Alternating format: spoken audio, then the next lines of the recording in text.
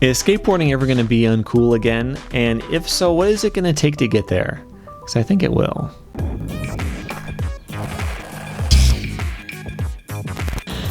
Welcome back to Rad Rat Video, a channel all about skateboarding. I like to review skateboarding in various forms of media. I like to teach skateboarding tricks when I get the chance, and I like to answer your questions on this series, Ask Rad Rat. Got a handful of questions for you today. The first is from J-Lo. The actual J-Lo with the check mark. I got it on Instagram as a DM. That's not true. Who says, I can't think of any sport that involves art as much as skateboarding. You literally roll around on a picture or an illustration. With graphics getting more complex, with embossed graphics, shiny, holographic film, glitter effects, etc., how far do you think we can stretch creativity before it messes with usability? Okay. So, fingerboards often have split plies. So, like, they'll dye a bunch of different types of wood and they'll cut it into shapes, and they'll get it together and they'll use that as the ply on the bottom. Now, the bottom ply is probably not adding a lot of strength to the board because it's a bunch of different pieces. And so, like, if you're to do a split ply actual skateboard deck, I think that would be significantly weaker than one that wasn't split ply, but it looks pretty cool, right? So, like, that could be something that could be done. I don't know of any inks that would be like sticky, like maybe you can come up with these crazy colors that you normally can't print, or you can come up with some kind of film or something like that, but then it doesn't slide well. That could be something. But the thing that came to mind that I have not seen yet, well, there's two things. I'm gonna give you the easy one first. Weird shapes. You've probably seen that. I've seen a skateboard that looks like a slice of pizza. Can you do normal tricks on that? No, not really. You can cruise around on it. You might be able to do a board slide on a curb or something like that, but you're not going to be able to actually like skate on it. That thing is, it's an art piece. But what about like clear sections? I think that could be kind of cool. Like you cut out parts of the board and you put like glass, probably not actual glass, but like parts where you can see through the board. And that could look really cool. Imagine doing like especially if the glass had like, shapes to it, so that if you do a 360 flip, the light would like scatter on the ground as the board's spinning around. That could look really, really cool. Is it going to be strong? I mean, it might be strong, but a skateboard has to be able to bend. Glass doesn't really bend. So you could do one really cool 360 flip and have all this light action on the ground, and then the board shatters when you land on it. That type of stuff could be possible. And it could be really cool to have a skateboard hanging up on the wall or in a gallery or something. But yeah, trying to go super far with the art side of it could mean that a skateboard is less skatable. And to me, that is always going to be the most important part. I don't ever see myself buying a skateboard that you can't skate on. Maybe if it's like something that I love, if there's like a Superman skateboard, like I don't think I'd buy that. But like something that's like a property that I really like that made a limited edition skateboard, maybe, but I don't see myself buying that kind of stuff, and you could definitely go way too far with that. All right. Can you explain to me tricks like hardflip nose slide and an inward heel flip tail? If I watch very closely, the hardflip nose board, hardflip, I'm going to read this as it's written. If I watch very closely, hard flip nose board don't do full rotation and tail of the board lands on the ledge, but with the front foot same for inward tail, but opposite. Okay, so I think he's having some trouble understanding what the trick looks like. So let's use this as an example. I do not have something that could be a box, but if you're going to do a kickflip front nose, okay, so here's the ledge. You're going to go up front side. You pop up, kickflip, front nose, right? You could do a kickflip front tail where the board's going to go like this. Kickflip front tail. What if you do the kickflip front tail for the board, but your body does the nose slide? So you go up.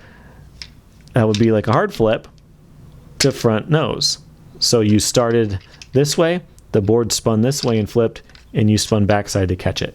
That is a hard flip because that's what it is. If you were to do a hard flip on a hip, you might not land completely sideways. You do a little bit more, but the board would do like a kick flip to fakie, right? But you would spin the opposite way and you land kind of like that. So if you were to do that up onto a ledge, maybe a crooked grind would be more similar to how it would be on a hip. If you would do that. So like, it doesn't matter what happens after that. If you were to do the hard flip front nose and land it forward and you were to cut out the slide part, it would just look like you kind of reached ahead, caught the board, and pulled it around. So that's kind of how that works. Same thing for the inward heel flip to front tail. The board is doing a heel flip front nose. Your body is doing a tail slide. So as you're in the air, you're scooping, and then you're flicking the heel in the direction of the spin as you catch up with it that way. But even if you land it to fakie, it doesn't matter. That was an inward heel flip to start the trick with.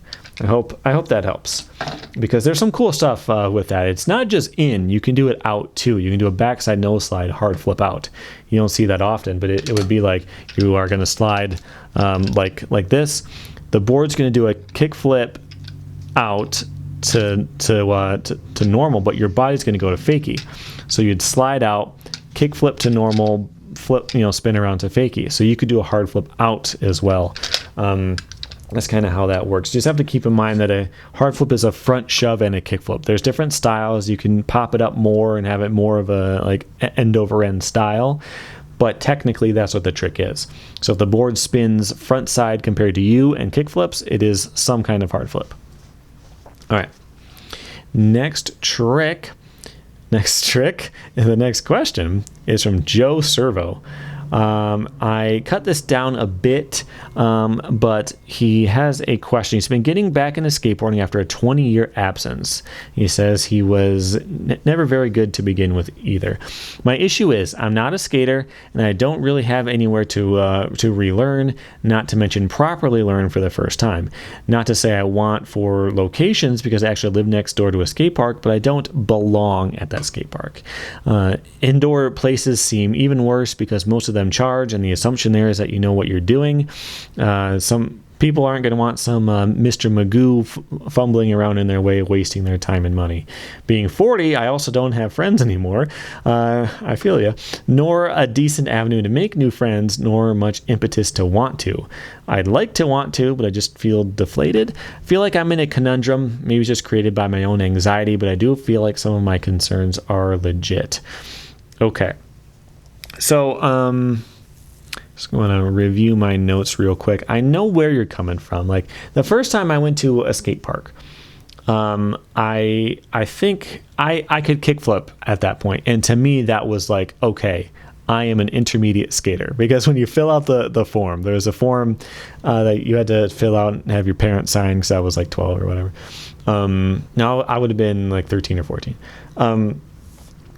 I didn't check the beginner. I checked an intermediate because I could kickflip. So I thought I was going to be going in here and I was going to know, I was going to be in good shape. But I never skated any kinds of ramps at all, banks, quarter pipes, anything. Hip, I don't even know what that is, So I was at the skate park, and I felt like I was kind of getting in the way. I was trying to skate the ramps.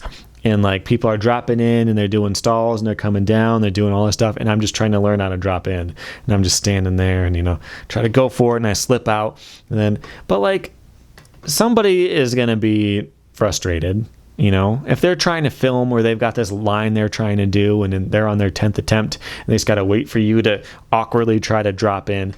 Yeah, they might be kind of frustrated or annoyed with that. But there's scooter kids at the skate park. And skaters are going to be much more annoyed with them. I'm not saying they should be. I don't have as much of a problem with scooters. It's not my favorite thing. But yeah, like you're not going to be the most annoying person there. I think a lot of people are going to think it's cool that someone your age is out there trying to do stuff. They're out there trying to learn how to skate and to do some cool stuff. But I do have some tips for you. You're old. That means that you wake up early. Most likely. That's, when I used to go to the skate park a lot before I got hurt a bunch of times, I would get there at like 7 a.m. on a Saturday, and there's nobody there. Nobody's going to skate at 7 a.m. on Saturday, and I could skate there for about an hour, and like maybe 2 other people would show up. So like if the whole skate park with about 3 people in it, you can feel pretty safe that you're not in anyone's way, you're not causing any problems, you're not doing anything like that. So that is a good thing to do. And, if you do that enough, you can build up some confidence. You know how to drop in on stuff. You can maybe do a board slide on this, thing over here or something like that. You get a couple of tricks down, then you can start going when there's other people there, Like, it's not that big of a deal. Don't forget there are kids who go there. There's kids who go there who don't know how to skate, and all they do is they run up and down the ramps. Just try to go there. Like, go there and don't skate. Go there and just kind of hang out and just kind of feel out the vibe. I don't know what it's going to be like in your town or anything like that, but there's a decent chance that people are not going to have a problem with you being there. But going at a time when there's not a bunch of people there could be helpful. Finding some street spots would also be great. Going to depend on what type of skating you would like to do. But if you find a nice waxed curb and you can do a couple of tricks on it, well, you can go to a skate park and do a couple of tricks on a little box, and people will session. What's cool at a skate park is when you're trying a trick on a box. I mean, it doesn't have to be a box, but that's what I'm normally on. I'm trying to trick on a box, and someone else is going to try something too. Like, they're normally not going to do the same trick as you. They might if they're a jerk and they're just trying to show that they're really good. But if they're trying to trick and you're trying to trick and you're going trick over trick, you don't have to know that guy. You don't have to hang out with them afterward. But it feels good to, like, you're both working on this thing at the same time. So I wouldn't shy away from it after a little while, but build up a little bit of confidence first so you don't feel too awkward about it. All right, the next question of the day is from Justin, who says, Yo, Rad, do you think skating will ever become uncool or only for nerds in the pop culture world? As in, do you think skating could evolve to be viewed like playing Magic the Gathering? Guess who plays Magic the Gathering? Something that, although huge and has a lot of participants, is shown as being for dorks, not presented as iconoclastic, fun and rebellious, free and visceral, etc. I think for a lot of people, skating is tied to punk culture and counterculture in general, which is kind of what makes something cool in the first place, or at least is a big part of what is presented in pop culture as being cool. If the answer is no, that's kind of interesting, but I have to think over time anything could become uncool. I think it will. Like, think about aggressive inline. I always enjoyed seeing it, when it was in the X Games and all the competitions and stuff that used to be on TV, because they could get super high, and like in a vert ramp, you could pump and just like jump. You're not trying to pull the board up, it's a lot less difficult to just do an air, right? So you're jumping up in the air and doing all kinds of stuff. Now, for me, it's a little less fun to watch because you just grab your feet in different ways. It's not like doing a grab on a skateboard, but you can still do crazy spins. You can do lots of flips and double back flips and all this type of stuff. You can do super cool grinds where your feet are crossed and you're grinding along on this and that type of stuff. And there is some danger to it because you can't bail out. They're connected to your feet. So like, blading is fun to watch, but everyone decided it was uncool. It's got everything in common with skateboarding, from a technical type of perspective. Like, you have to trespass to do it in street. You get chased by security guards. You're hopping fences so that you can do a line at this school.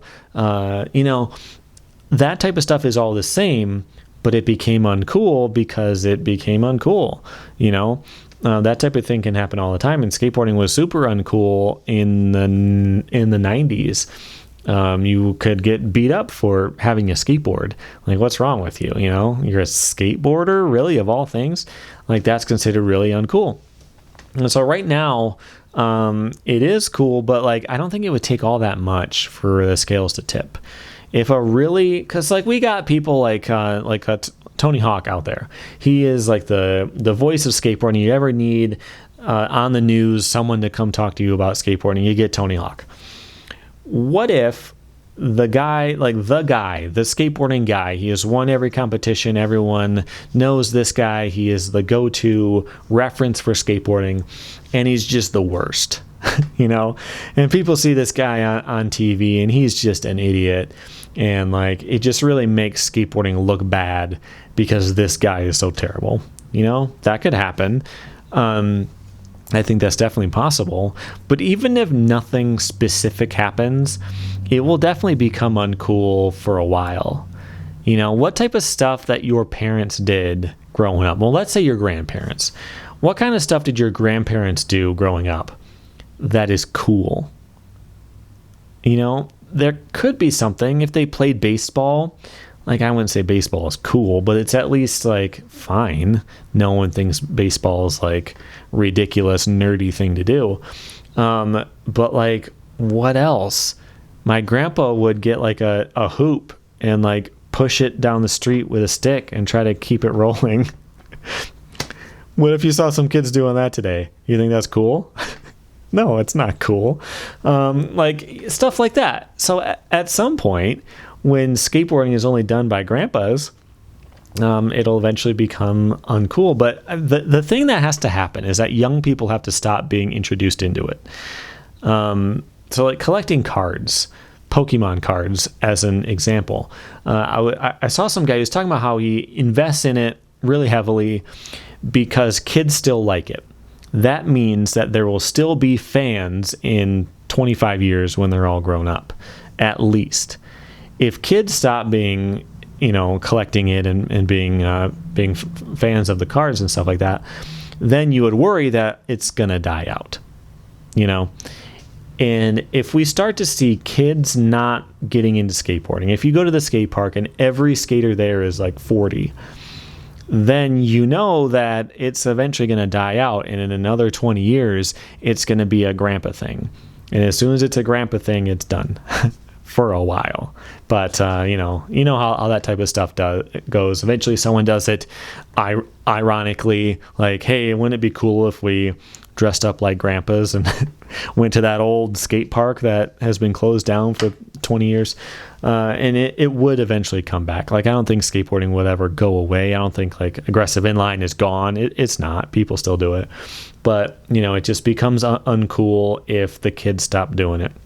So, you know, be cool to the kids in your skate park. Try to help people learn. I think that's a very important thing for the growth of skateboarding and the future of skateboarding. But that is all for the questions in this video. If you have a question of your own that you would like to submit, go to radratvideo.com and submit them on the homepage. I always need more questions. I always appreciate them coming in from you. If you definitely need your question answered for sure, you can go to you can go to Patreon. Find me on there. There's a link in the description. I answer everyone's questions through Patreon.